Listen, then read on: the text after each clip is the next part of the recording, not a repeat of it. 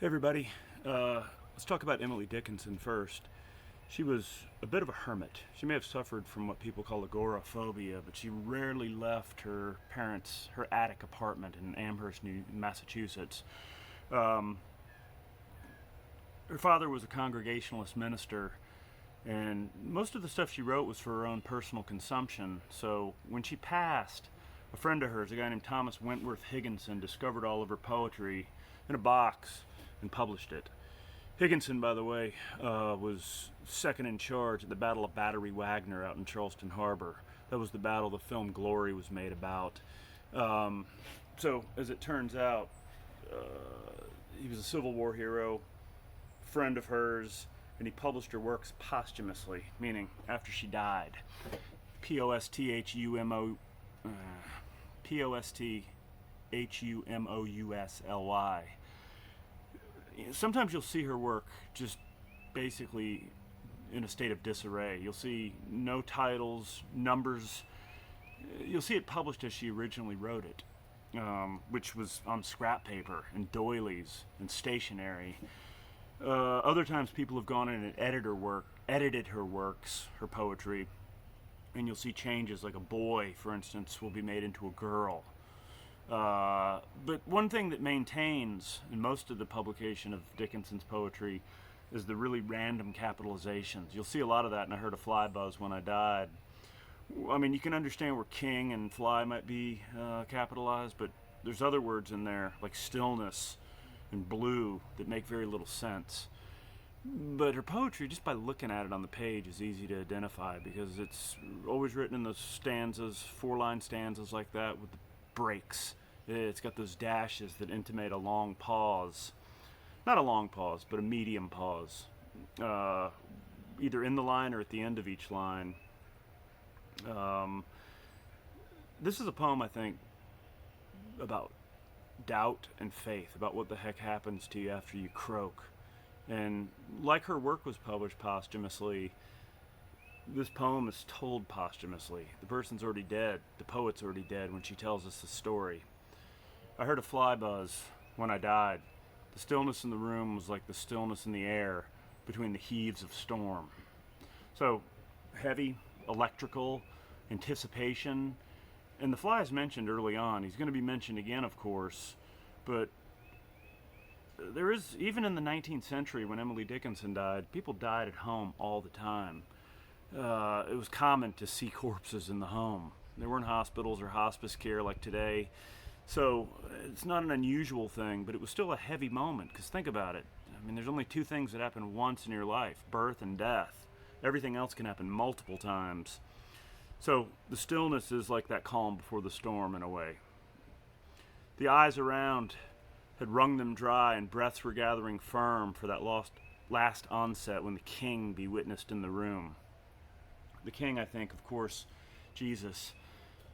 And again, the eyes around are the family, the friends, the associates, everybody who's there just to watch her die.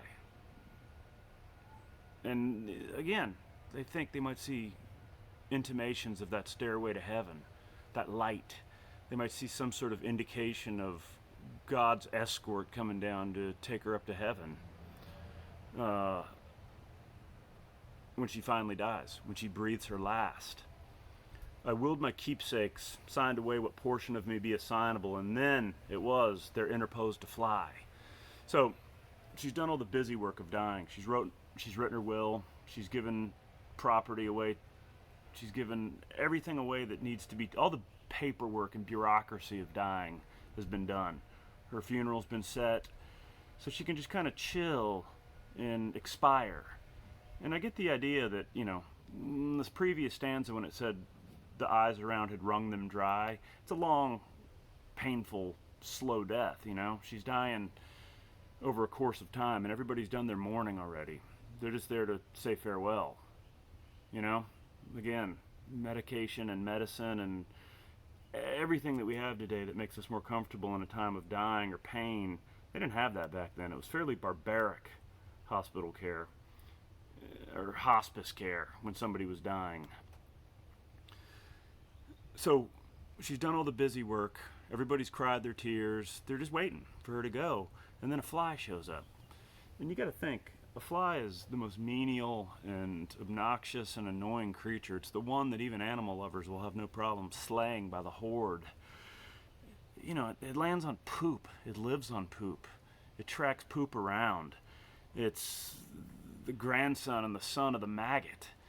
It's related to not only filth and rot and death, but even evil. I mean, if you remember Lord of the Flies, a bunch of kids crash on an island, little British school kids. Some of them want to civilize, the other ones want to go buck wild, and they worship the Lord of the Flies. It's a pig's head severed on a pike, covered with flies.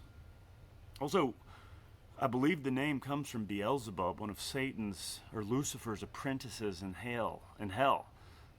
Yeah, I believe Beelzebub was known as the Lord of the Flies. So let's get to the last stanza and I'll talk about the uncertainty and how important of a word that is. With blue, uncertain, stumbling buzz between the light and me, and then the windows failed, and then I could not see to see. That's the line I always want people to remember from this poem. With blue, uncertain, stumbling buzz. Blue, because you got the blues. It's a color that represents sadness sometimes in modern times. I'll have a blue Christmas without you. But it's also electric, like that first stanza. Like when you touch one of those little static balls and you can see the blue sparks rise up to your fingertips. But uncertain's the big word there. Does she think, when I die, I'm going to go to hell and meet the Lord of the Flies, Beelzebub? I doubt it. But at the same time, the king never showed up. It was a fly instead. Am I just going to lie in a box and rot? I think she's pondering what happens to us after death, what happens to her after death. Not hell necessarily, although it is intimated at symbolically, but nothing maybe, just that vacuous void, which might even be more frightening to a lot of people. So the last thing she sees, and you got to think too, that uncertain stumbling buzz, it's a good, accurate, poetic description of a fly's flight, because it doesn't fly in a straight linear path. It does just kind of jag around and make Z's, annoying Z's all over the room.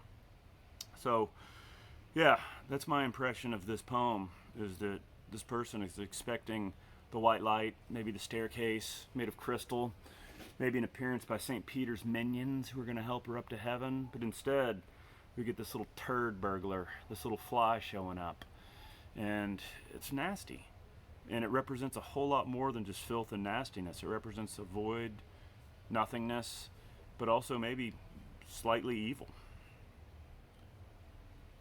Remember the dashes, the random capitalization, and the hermetic nature of Emily Dickinson. I've got a picture of her on D2L, and you'll see she didn't get out in the sun a whole heck of a lot. Also remember that her work was published posthumously, that she did not, I don't know if she intended to or not, but it was for her. And it was put out there when she passed away.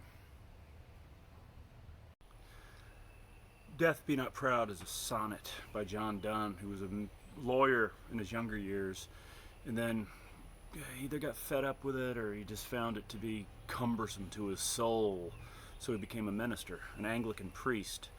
And you see both sides of the man. You see the legal side, the arguer, but you also see the ecumenical side, the man of faith, who believes that when he croaks, he's going to go straight to heaven, and death is useless and impotent and weak. It's a sonnet. It's got 14 lines. It's got a rhyme scheme and iambic pentameter, which is that 5 feet of metric rhyme within each line. Basically, I've always thought 10 syllables was an easier way to describe it. By rhyme scheme, meaning the first line and the fourth line rhyme, the second and the third. We're not going to get into a lot of the details of the sonnet or the different types. There's many, many types, but I would like you to know about sonnets is 14 lines, iambic pentameter, and a rhyme scheme of some sort. Now, one thing that Donne uses in this poem is called apostrophe, like the little mark you see to indicate possession. It's when you speak to something that can't speak back to you. And he speaks to death in that way. He speaks directly to death, which is an amorphous thing. It's not going to be answering him. It's a one-sided argument. It's basically him dismissing and ridiculing death's power. And we get that kick at the end in the couplet as to why. Death, be not proud, though some have called thee. By the way, if you see that little declension mark over the last E in called, it's not called, it's called, to give it that extra syllable. Death, be not proud, though some have called thee mighty and dreadful, for thou art not so. For those whom thou think'st thou dost overthrow, die not, poor death, nor yet canst thou kill me. So again, you see that thee and me rhyme, so and overthrow rhyme, and in that first stanza, that first 4 lines of the sonnet, he's getting ready for his death punch. He's getting ready to go in for the massive insults and ridicule of death. From rest and sleep, which but thy pictures be, much pleasure then from thee, much more must flow, and soonest our best men with thee do go, rest to their bones and souls' delivery. I know delivery and be don't really rhyme. There's a couple of approximate rhymes in this sonnet. You give it to Donne, because I mean, look at his picture on D2L. It looks like a baby werewolf. You got to give it to him. This is where he gets more incisive. Thou art slave to fate, chance, kings, and desperate men, and dost with poison, war, and sickness dwell, and poppy or charms can make us sleep as well, and better than thy stroke. Why swellest thou then? Fate. It was fated that I would be T-boned by a truck en route to school one day. It was always going to happen. It was written in the cards. Chance. I thought I could beat the train at the cross section, at the intersection. I couldn't. I was killed. Kings. I mean, a king like Stonewall Jackson in the Civil War would kill 10,000 men to take a piece of land the size of your backyard. And desperate men, junkies, somebody's trying to feed their family, they'll stab you for a tiny bit of money or bread. Those are the companions of death. Also, poison, war, and sickness, the lowest of the low. And poppy or charms can make us sleep as well. Poppy being, of course, opium. And this was a time, I mean, he wrote this thing in the 1680s when they still did believe in alchemy, and they still did believe that charms could be concocted. You know, the early days of organic remedial medications. And when he says, and better than thy stroke, why swellest thou then? He's talking about, why do you swell with pride, Death? Why are you so proud? Because obviously you're a cheap imitation of all these things I've mentioned, and you hang out with scum, the worst of the worst. And then that couplet, that final line, one short sleep past, we wake eternally, and death shall be no more. Death, thou shalt die. And again, eternally and die, they don't rhyme.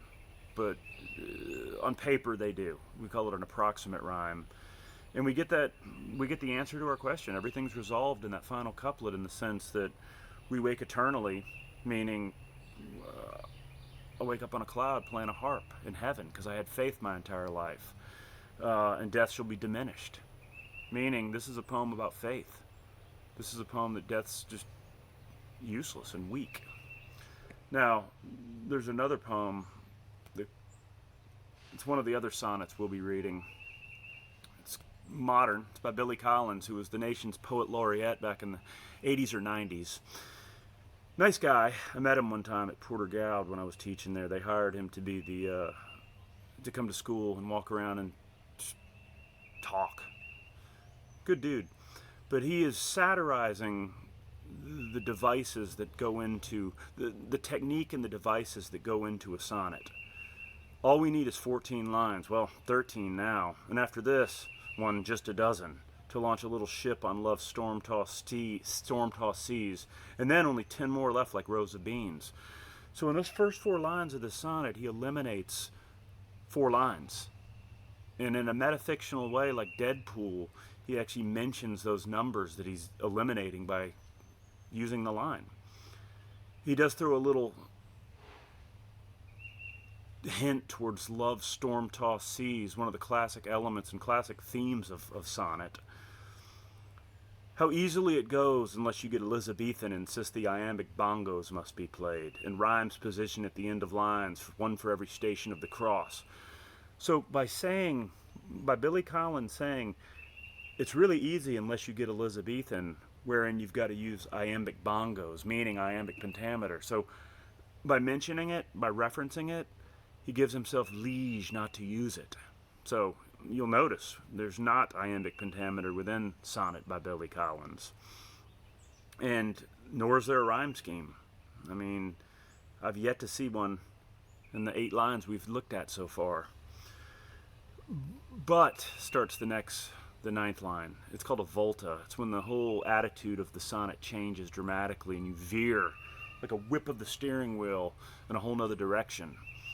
But hang on here while we make the turn into the final 6, where all will be resolved, where longing and heartache will find an end, where Laura will tell Petrarch to put down his pen, take off those crazy medieval tights, blow out the lights, and come at last to bed.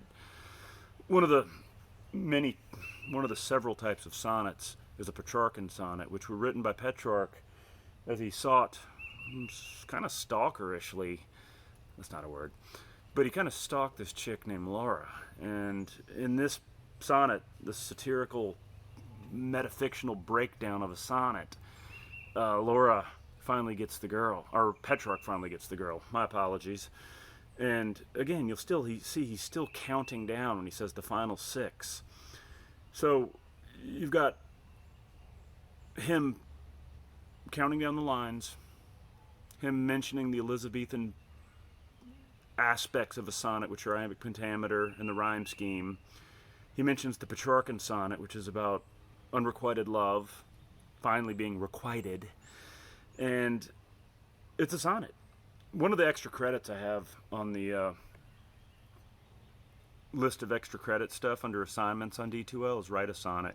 If you can write one as cool and as original as Billy Collins' sonnet, you're good.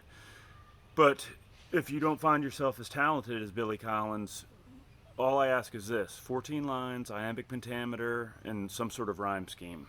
I mean, if you can come up with something fantastic like this one, do it. But the extra credit, really, I want you to have just those 3 basic things. You don't even have to have the volta. Now, as it turns out, the last poem, The Red Wheelbarrow, by William Carlos Williams, which, I don't know, his last name's William. So don't name your kid William Williams. But if you do, give him that little sassy flash in the middle of Carlos. So he was a pediatrician from Paterson, New Jersey, who wrote some of the original modern American poetry that broke away from those long ballads and the Walt Whitman-esque pains that were so incredibly thorough. I mean, this thing's short. It's almost like an American haiku. And the important thing about it is it did ring in a new era of poetry, the 20th century. First time I read it, I thought it was about America. I thought the red, the rainwater, which if you ever see a kid's picture of rain or even a lake or the ocean, it's always blue. And then the white chickens, I thought red, white, and blue. Everything depended on the red, white, and blue, because this was written right after World War I, where had we not intervened, the situation in Europe would have been brutal. The Germans would have beat the British and the French soundly had we not helped. So I thought maybe the first time I read this as a kid, that was what it was about because of when it was written. But, I mean, that was also a time when the agrarian economy was changing and things were going to more, things were getting more industrial as the 20th century loomed. So much depends upon a wheelbarrow, so you can move manure, fertilizer, rainwater, which without it nothing grows, and of course those chickens, which not only provide the fertilizer but sustenance as the egg and as the meal. You know, but the poet himself said once when asked about this poem, he said, look, I'm a pediatrician, I was looking out of a window, I was taking care of a little girl, and I noticed that if everything went wrong, I had at my disposal a wheelbarrow to transport her. The rain was falling, so it would maybe break her temperature a little bit. It would cool things down. And if she did recover, I've got these white chickens here. These chickens which will provide chicken noodle soup, hearty meal. That was his impression. That was what the man himself said about it. But when you see the red wheelbarrow, it's always written the way it's printed on D2L. almost like each little tiny stanza, which is one line, looks like a wheelbarrow with that one word at the bottom where the wheels should be. But remember, you know, there's a million different interpretations for almost every poem we'll look at. I just gave you three, two of which were fairly cockamamie by me, of the red wheelbarrow. But what's interesting about it was it did break away from the old stuff, the classical poetry, the stuff that when people say they hate poetry, it's because they had to read that stuff constantly. It was the beginning of a new world of poetry, which brought us guys like E. Cummings, for instance. It's easy to remember. If indeed we had a test on these poems, I mean, pretty much every line involves something from that farm. Anyway, I apologize for the orientation of the Emily Dickinson lecture. I didn't figure things out as far as production value goes. Thank you.